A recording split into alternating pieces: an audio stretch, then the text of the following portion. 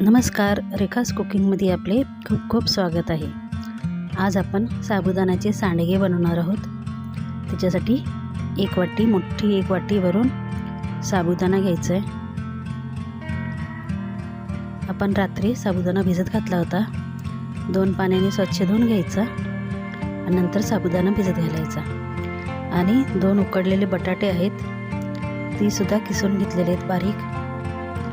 1 वाटी साबुदाणा आहे, त्याच्यासमोर 2 बटाटे घेतलेले आहेत, मोठे बटाटे होते, त्याचा असा किस करून घेतलेला आहे, तो सुद्धा साबुदाण्यात टाकून घ्यायचा आहे।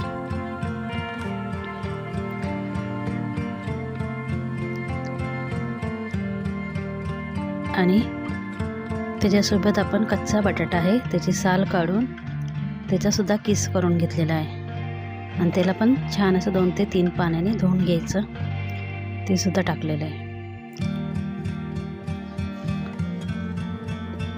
आता सर्व एकजीव करून घेऊ। 1 मोठा बटाटा होता, त्याचा किस्सा घेऊ। आता साबुदाणा ते सर्व आपण एकजीव करून घेऊ आणि नंतरच त्याच्यात आपण बारीक केलेली हिरवी मिरचीची पेस्ट आहे, ती नंतर टाकणार आहे। पहिले एकजीव व्यवस्थित ह्यालाच करून घेऊया। तर छान एकजीव करून घ्यायचं आहे आणि सांडगे करायचे आहेत, खूप छान लागतात तळल्यावर।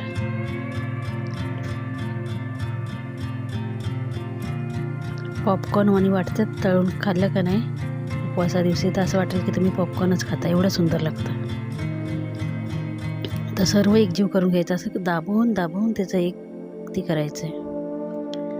तर छान असं मिश्रण मिक्स झालेलं आहे। आता आपण हिरवी मिरचीची पेस्ट करून ठेवली होती, ती टाकून घेऊ।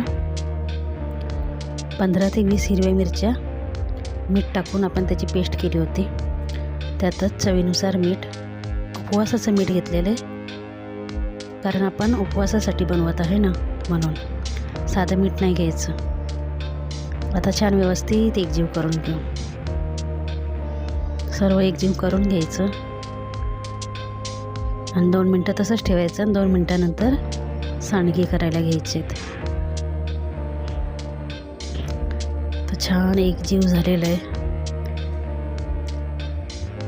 आता आपल्याला ज्या साईजचे पॉपकॉर्न म्हणा, सांडगे म्हणा पाहिजेत, त्या साईजचे पॉपकॉर्न सांडगे करून घ्यायचे आहेत। आता एक परात घेतलेली आहे आणि असे छोटे छोटेसे करून घेऊ, जास्त मोठे पण नाही, कारण त्याला सुकायला खूप दिवस लागतात। तर मीडियम साईजचेच करायचे आणि तेल काही लावायचं नाही परातीला, कारण ते आपोआप निघतात, सुकले का नाही ते आपोआप निघतात वर। तेल लावलं तर मग तेलाचा वास राहतो त्याला आणि ते चांगलं नाही वाटत, मग खातो का नाही आपण त्या टायमाला त्याचा तेलाचा वास येत राहतो।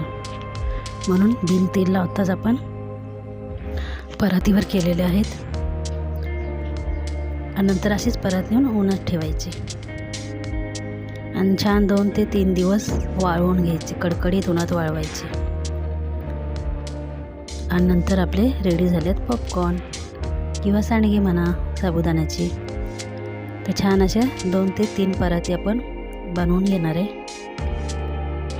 तर सर्व बनवून झाले, आता आपण त्याला उन्हात ठेवायला जाऊया। तर रेडी झाले आपले साबुदाण्याचे सांडगे किंवा पॉपकॉर्न।